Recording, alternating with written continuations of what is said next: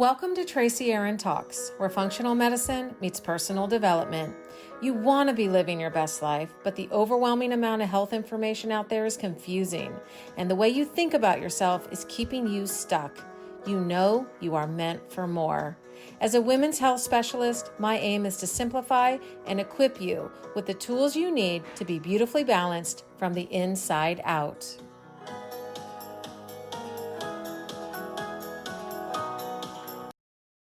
Welcome back to Tracy Talks, where we dig deep into all things hormone health and wellness.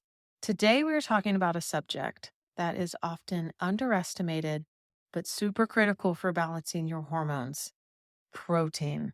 That's right. Protein is not just for gym buffs or bodybuilders. It's an essential nutrient that can make a huge difference in how you feel day to day, especially if you're dealing with hormone imbalances.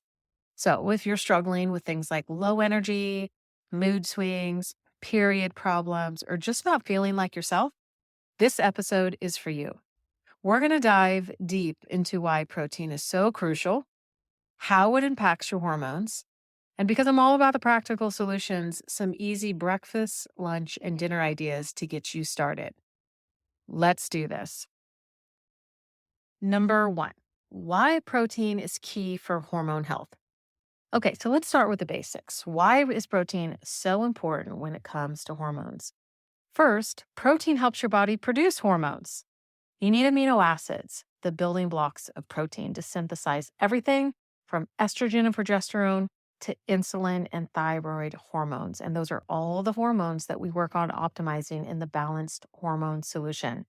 So if you're not getting enough, it's like trying to build a house without enough bricks. Your hormone production gets totally out of whack.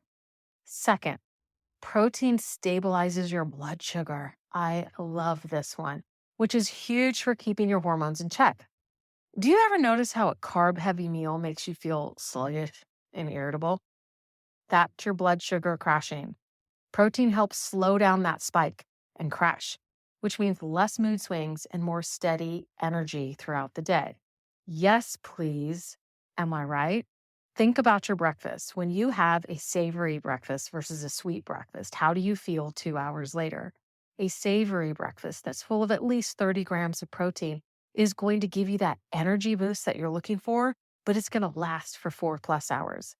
If you take that sweet option, and listen, I love a good bakery. People who know me know I love a good croissant, a good blueberry muffin, or my favorite is a cruffin. I love this kind of thing, but guess what I'm trading it for? I'm trading it for a blood sugar crash and an energy crash. That doesn't last more. The energy I get from that food doesn't last more than 2 hours. So it's like you're trading that long-term gain for short-term gratification. And I'm not saying it's never worth it, but on a daily basis, you got to reach for that savory breakfast and that higher protein content if you want to be stable longer in your day. Finally, protein is essential for detoxifying excess hormones like estrogen. This is what I see all the time when I do the Dutch complete test for all of my clients. What we find is how their bodies are getting rid of the quote unquote spent estrogen in the body. And if the liver is operating sluggish or there's a metabolic hormone issue, we find that this estrogen just circulates throughout the body. And if the body has too much estrogen floating around, it can lead to everything from bloating and weight gain to mood swings and painful periods. Protein helps your liver process and eliminate that excess estrogen, which is the key to keeping you in balance. So the big question is always, how much protein do you actually need? Now, you're probably wondering, like, how much protein am I eating right now? And how much protein should I be eating? And the answer varies a little bit depending on your lifestyle. But as a general rule, women 35 and over should aim for at least 30 grams of protein at every single meal. And don't worry, you don't have to eat plain chicken breast for every meal to hit that number. There are plenty of delicious hormone supportive options. And here in a second, I'm going to give you some fun ideas for breakfast, lunch, and dinner that make this easy on you. But be mindful that if you're going through perimenopause or menopause, your protein needs might actually increase because muscle mass is going to naturally decline with age.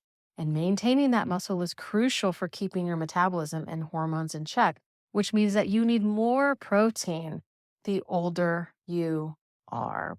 Now, a lot of rules out there say that you should be getting 1 gram per pound of body weight. And some even say ideal body weight. So think about the weight that you feel you're best at. You should be having no more than that in grams of protein. So if 150 is your goal weight, your maximum amount of protein in a day should be about 150. Now, again, your lifestyle needs might be a little bit different, right? You might be into bodybuilding. You might have some extenuating circumstance, but by and large, the average woman needs at least 30 grams of protein per meal. And yes, it is possible to get too much because the body can store excess protein as fat. So more is not necessarily better in every single situation. All right, so let's make this practical, right? How do we actually apply this in our lives? Here are some examples of high protein meals for breakfast, lunch, and dinner that are not only hormone friendly, but they're easy to whip up even on a busy schedule. So for breakfast, let's call this the Hormone Balancing Power Meal. It's going to have 2 scrambled eggs, which is 12 grams of protein, half a cup of cottage cheese. You can mix that in the eggs or keep it on the side. That's 14 grams of protein in just half a cup of cottage cheese. So we're already at 26 grams of protein just with 2 eggs and half a cup of cottage cheese. A handful of spinach. Let's say you saute that in a little bit of avocado oil or butter on your stove. Sprinkle with hemp seeds. Get this, 10 grams of protein per 3 tablespoons. If you did 3 tablespoons, which would be a lot of hemp seeds, I mean, we've got 36 grams of protein already in this meal. And then have half of an avocado on the side for some healthy fats. This breakfast is loaded with protein and healthy fats, and it will keep your blood sugar stable and your hormones happy. Choosing this over a croissant, choosing this over French toast or pancakes with maple syrup and a side of orange juice, that's going to create the crash or mood swings, some metabolic issues over time. Some savory breakfast with 30 grams of protein is always going to be the play to keep your energy stable throughout the day. Plus, eggs are a rich source of choline, which supports your liver detoxification, a key part of that estrogen balance. Now, 30 grams of protein on eggs alone is hard unless you enjoy eating 5 eggs every single morning. There's only 6 grams of protein in each egg. So 2 eggs alone is never going to cut it. Adding extra things like chicken, apple, sausage on the side, turkey bacon, Greek yogurt, these are fantastic ways to boost the protein content in your breakfast. Now on to lunch. How about a grilled chicken and quinoa salad? You do 4 ounces of grilled chicken breast. That's 24 grams of protein right there. 4 ounces isn't that much either. It's just a little bit smaller than the palm of your hand. Add that to half cup cooked quinoa. That's 8 grams of protein. You're already at 30 grams of protein just with 4 ounces of grilled chicken breast and half the cup of cooked quinoa. Mix in some greens like arugula, kale, or spinach. Add a handful of chickpeas. Handful would be 7 grams of protein.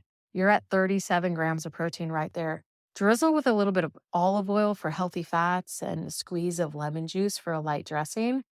This salad is a favorite in my house, and it's packed with protein and fiber, which are both essential for keeping your digestion and your detox pathways working smoothly, which ultimately is the secret to balancing your hormones. Plus, it's really easy to prep ahead. You can grill a bunch of chicken breasts on the weekend. You can make a large quantity of cooked quinoa and eat it throughout the week. You can keep chopped greens in the refrigerator. You can do the same with chickpeas. This is a meal that's easy to throw together and add in any other vegetables that you enjoy into that salad. Okay, lastly, dinner. Here's a crowd favorite for my family. Baked salmon with lentils and veggies. So get yourself a 6-ounce wild caught salmon. We bake it. You can cook it on the stovetop or grill it as well. In 6 ounces, there's 34 grams of protein. That is fantastic. Add to that half a cup of cooked lentils, which gives you 9 grams of protein. You're already at 43 grams of protein right then and there. On the side, roast some broccoli or Brussels sprouts drizzled in olive oil, and you have a wonderful hormone, healthy, and happy meal.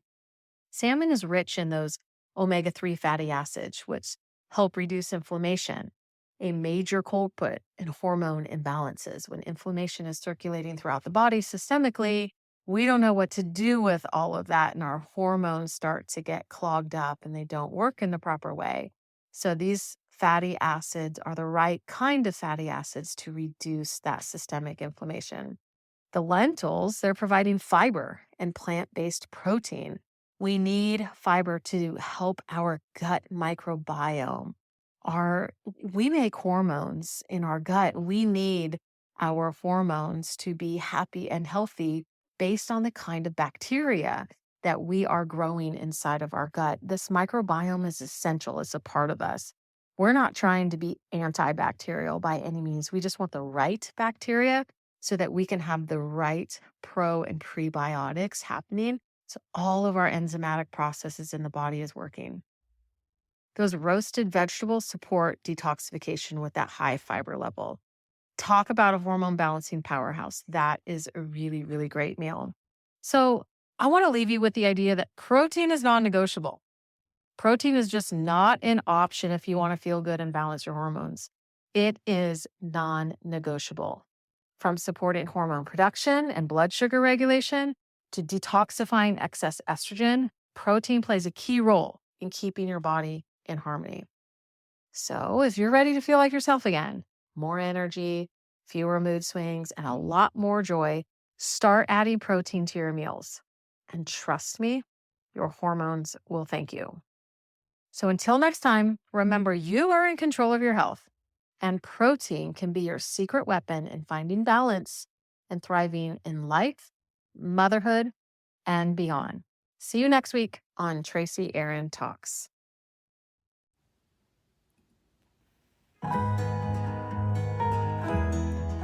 Thank you for joining me today on Tracy Aaron Talks. I hope you found today's episode enriching to your life. If you enjoyed today's content, would you consider subscribing to the podcast and leaving a review? That simple act helps this podcast get into the hands and ears of many more women just like you. Remember, anything you want and do not yet have will require a new set of beliefs, thoughts, actions, and a new you. I am honored to be on this journey with you as we wholeheartedly pursue true health and wellness in mind, body, and soul.